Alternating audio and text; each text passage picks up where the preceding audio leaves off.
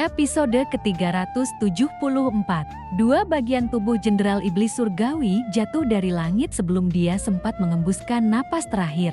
Begitu menghantam tanah, tubuhnya masih sempat berkedut beberapa kali. Dia adalah ahli alam surgawi yang bahkan telah menumbuhkan 4 kepala. Kinmu memangkas tubuhnya menjadi 2 dengan Moon Jae-tae, tetapi vitalitas Jenderal Iblis Surgawi itu begitu kuat sehingga serangan tersebut tidak langsung membunuhnya. Keempat kepalanya menatap Kinmu dengan penuh kebencian, sebelum akhirnya kehabisan tenaga dan mati. Para praktisi seni surgawi dari Supreme Emperor Heavy yang berada di sekitar altar terpaku melihat kejadian itu. Mereka menatap bocah besar yang justru kembali berjongkok dan sibuk melakukan perhitungan di tengah medan perang yang dipenuhi darah.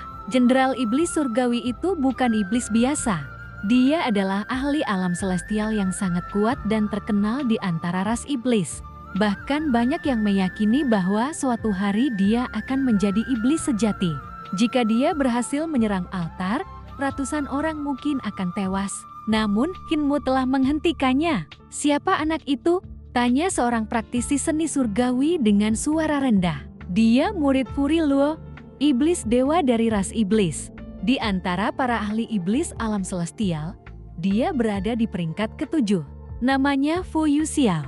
Dia adalah salah satu murid yang paling disukai Furi Luo. Bukan dia. Aku bertanya tentang bocah itu. Aku juga tidak tahu. Gadis berkepang panjang menghampiri Kinmu sambil tersenyum. Kamu baru saja membunuh Fu Yuxiao.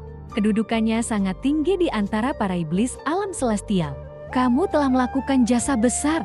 Kinmu melirik mayat Fu Yuxiao dengan sedikit terkejut.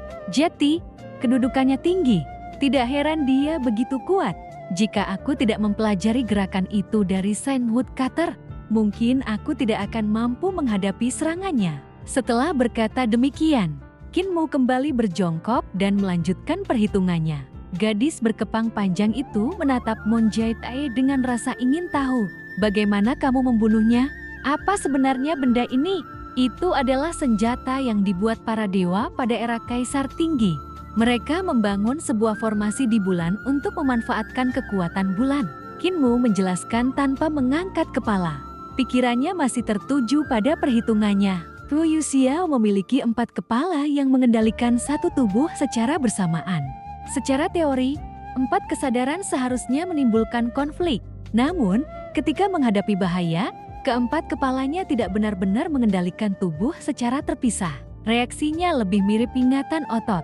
Jadi, aku hanya perlu menghitung gerakan tubuhnya berdasarkan seni surgawi yang dia kuasai dan respons ototnya saat menghadapi bahaya. Kinmu berhenti sejenak, lalu melanjutkan. Setelah mengetahui pola gerakannya, aku menyalakan Moon Jae-tae pada saat yang tepat. Ketika dia melompat ke udara, tubuhnya sendiri akan bergerak tepat ke arah sinar cahaya. Dengan begitu, dia akan membunuh dirinya sendiri. Gadis berkepang panjang itu membelalakan mata.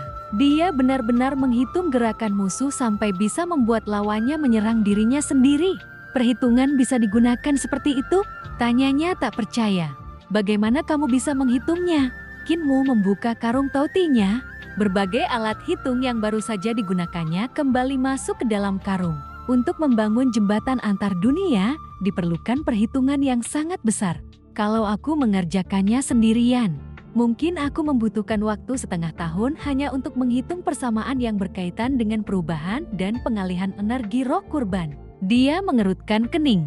Setelah itu, barulah aku bisa membuat model aljabar ruang untuk membangun jembatan yang menghubungkan 2 dunia. Suasana di sekitar mereka mendadak hening. Gadis berkepang panjang menatap Kinmu dengan bingung. Barusan kamu mengatakan apa? Persamaan. Persamaan? Ya, persamaan matematika digunakan untuk mencari variabel. Kinmu mengangkat kepala. Variabel berarti besaran yang belum diketahui. Kalian tidak tahu apa itu variabel? Dia memandang orang-orang di sekitarnya. Bagaimana dengan 10 kanon komputasi? 9 tulisan perhitungan dasar? Kalian juga tidak pernah mempelajarinya? Lalu kanon komputasi misteri tertinggi? Kanon wanita asli? Setidaknya kalian pernah mempelajari persamaan array bintang siklus peredaran, bukan? Itu dasar untuk menghitung fenomena meteorologis. Semua orang saling berpandangan, lalu menggelengkan kepala. Gadis berkepang panjang bertanya dengan polos, apa gunanya mempelajari perhitungan?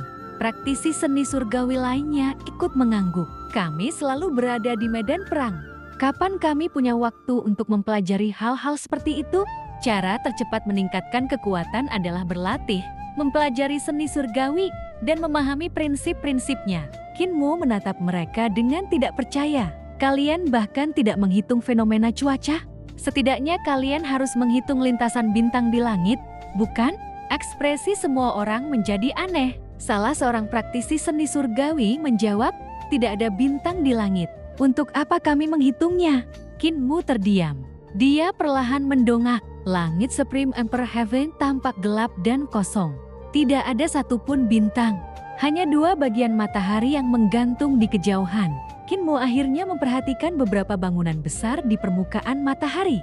Bentuknya tampak tidak sempurna. Saat itu dia baru menyadari sesuatu yang mengejutkan. Matahari di dunia ini ternyata dibuat. Yang lebih mengejutkan, bentuknya bahkan tidak bulat. Sebelumnya, Kinmu pernah datang ke tempat ini. Tetapi saat itu matahari sudah tenggelam sehingga dia tidak menyadarinya. Kini, setelah melihatnya dengan jelas, dia menemukan bahwa 2 bagian matahari Supreme Emperor Heavy memiliki bentuk yang sangat aneh. Yang satu sedikit menyerupai kubus, sedangkan yang lain lebih mirip oval. Beberapa bagiannya bahkan tampak terdistorsi. Kinmu hampir ingin terbang ke langit dan menghancurkan kedua matahari itu. Eternal Peace juga memiliki fenomena astronomi buatan. Namun, meskipun matahari, bulan, bintang, rasi bintang, dan galaksi mereka semuanya merupakan hasil formasi. Para dewa yang menciptakannya mengerjakannya dengan sangat teliti. Bahkan selama puluhan ribu tahun.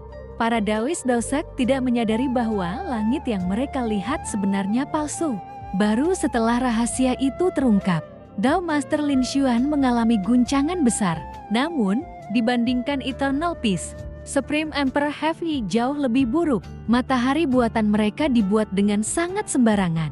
Kinmu menggelengkan kepala dengan ekspresi kosong. Kejutan yang dia rasakan bahkan lebih besar daripada ketika pertama kali melihat Sunship. Bedanya, Sunship memberinya kekaguman karena pengerjaannya yang luar biasa.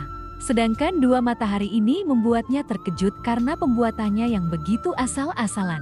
Bahkan tidak ada satu bintang pun. Tidak heran kalian tidak membutuhkan persamaan array bintang siklus peredaran. Kinmu mengangguk berulang kali. Dia tiba-tiba memikirkan naga kilin. Kalau aku membawa Feti Dragon ke sini, semuanya pasti akan jauh lebih mudah. Para praktisi seni surgawi Supreme Emperor Heavy hidup dalam peperangan tanpa akhir karena invasi ras iblis. Bagi mereka, meningkatkan kekuatan tempur adalah satu-satunya hal yang penting. Mereka harus terus melatih seni surgawi, memperkuat tubuh, dan meningkatkan senjata roh. Aljabar dianggap tidak berguna bagi mereka. Selain sulit dan membosankan, mempelajari aljabar tidak memberikan peningkatan kekuatan secara langsung. Karena itu, dari generasi ke generasi, pengetahuan aljabar mereka semakin menurun. Semakin banyak praktisi seni surgawi Supreme Emperor Heaven tiba di altar pengorbanan. Mereka berdiri di tempat tinggi, menarik busur, lalu menembakkan anak panah ke arah pasukan. Iblis, cahaya panah menembus medan perang dan membunuh banyak. Iblis, sebagian praktisi lainnya menggunakan pelet pedang dan pelet pisau untuk menyerang musuh dari kejauhan. Melihat altar tersebut, Kinmu tiba-tiba teringat sesuatu. Bagaimana kalian mendapatkan altar pengorbanan ini? Gadis berkepang panjang itu juga sedang memanah. Tanpa menghentikan gerakannya, dia menjawab, altar ini sudah ada sejak lama. Aku mendengar dari ayahku bahwa altar ini ditinggalkan di Supreme Emperor Heaven sejak 20.000 tahun lalu. Altar ini dipersiapkan untuk hari ketika kami tidak lagi mampu bertahan. Jika saat itu tiba, kami bisa menggunakannya untuk memanggil seorang guru suci yang akan datang membantu. Dia menarik tali busur dan melepaskan anak panah. Dan sekarang, Supreme Emperor Heaven sudah berada di ambang kehancuran. Karena itu, para dewa dari Gloria City memindahkan altar ini ke tengah medan perang. Wajahnya perlahan menjadi muram. Ketika orang-orang yang bertempur mati, darah dan daging mereka digunakan sebagai persembahan untuk mengaktifkan altar. Kinmu terdiam. Banyak dari mereka yang menjadi korban adalah praktisi seni surgawi Supreme Emperor Heaven sendiri, altar pengorbanan yang ditinggalkan sejak 20.000 tahun. Lalu, Kinmu memandang ke kejauhan. Di sana, Saint Woodcutter sedang bertempur dengan pasukan musuh. Pertempuran berlangsung jauh lebih sengit, dan Saint Woodcutter bahkan telah berhasil menerobos kamp musuh. Kinmu menyipitkan mata. Altar ini pasti ditinggalkan Saint Woodcutter agar Supreme Emperor Heaven dapat memanggilnya ketika sudah tidak mampu bertahan lagi. Jika begitu, tujuan sebenarnya adalah membantu Supreme Emperor Heaven bertahan lebih lama dan memberi waktu bagi Eternal Peace. Kinmu segera mengatur kembali Moonjade Eye dan mengubah arahnya. Sinar cahaya melesat keluar. Beberapa ahli iblis yang berada jauh dari altar langsung tewas. Jangkauan Moonjade Eye bahkan lebih jauh daripada busur. Kekuatannya juga jauh lebih besar. Kinmu dengan mudah menargetkan para ahli dan jenderal iblis. Setiap kali seorang jenderal mati, pasukan iblis kehilangan pemimpin. Tanpa komando yang jelas, mereka sulit membentuk serangan besar dan terkoordinasi.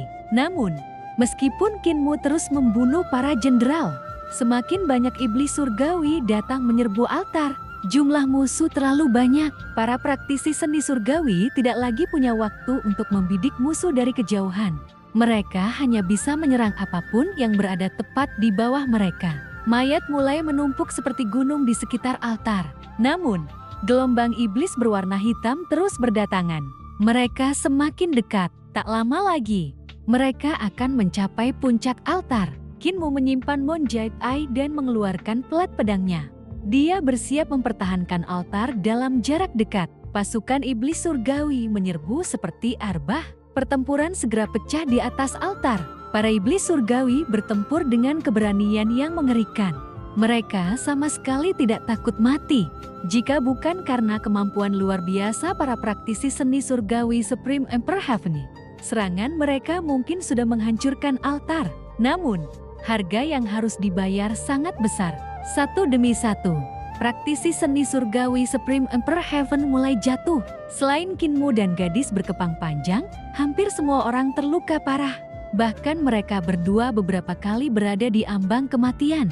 Jumlah orang yang bertahan di altar semakin sedikit. Dari puluhan orang, jumlah mereka akhirnya tinggal sekitar 20 atau 30 orang.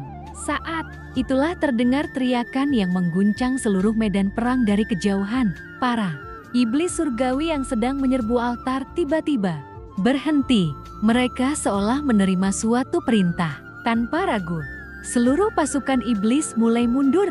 Orang-orang yang berada di altar pengorbanan seketika merasa seperti beban berat telah diangkat dari pundak mereka. Mereka menarik napas panjang sebelum satu persatu jatuh ke tanah. Semua tubuh mereka berlumuran darah. Di kejauhan, suara trompet dan genderang perang terdengar keras. Puluhan ribu pasukan keluar dari Gloria City dan mengejar pasukan iblis yang mundur. Gadis berkepang panjang berusaha bangkit untuk ikut mengejar. Namun, kakinya terlalu lemah. Tubuhnya terhuyung dan akhirnya dia kembali duduk. Kinmu memandang pasukan Gloria City yang bergerak semakin jauh. Tiba-tiba, dia menyadari sesuatu. Mereka telah melalui hidup dan mati bersama dua kali. Tetapi sampai sekarang dia bahkan belum mengetahui nama gadis itu. Kinmu menoleh kepadanya. Kita sudah dua kali melewati hidup dan mati bersama. Tetapi aku bahkan belum tahu namamu. Namaku Kinmu. Siapa namamu? Gadis itu berbaring di genangan darah sambil memandangi dua bagian matahari yang cacat di langit. Setelah mengatur napas, dia akhirnya menjawab, "Namaku Sangwa." Dia tersenyum tipis. "Hari itu, aku mengatakan banyak hal kepadamu, tetapi kamu tidak bisa mendengarnya. Aku beruntung karena kamu berada di sampingku. Karena itulah aku bisa bertahan dalam pertempuran selama itu. Kalau tidak, mungkin aku sudah mati sejak lama." Sangwa kemudian berbalik. Dua lesung pipit kecil muncul di pipinya. "Tebak." Kinmu bingung. "Tebak apa? Apa yang kukatakan kepadamu malam itu?" Kinmu menggelengkan kepala. "Di antara kita ada dua dunia. Aku sama sekali tidak bisa mendengar apapun." Sangwa kembali menatap langit. "Lihatlah, mataharinya sangat besar. Supreme Emperor kami sebenarnya tidak memiliki matahari. Dua matahari ini dibuat dengan bantuan para dewa. Kami menyebut pembuatnya sebagai Sun Creator. Senyumnya perlahan memudar. Sayangnya, sebelum dia sempat menyelesaikannya, Sun Creator dibunuh oleh iblis dewa. Sangwa memandangi dua matahari yang tidak sempurna itu. Namun, bukankah matahari ini sangat indah? Kinmu menatapnya sejenak. Ya, sangat indah. Dia sebenarnya ingin mengatakan bahwa kedua matahari itu sangat buruk. Tetapi melihat ekspresi Sangwa, dia tidak tega mengatakannya. Rasa ingin tahunya akhirnya kembali muncul. Jeti, apa yang sebenarnya kamu katakan kepadaku malam itu?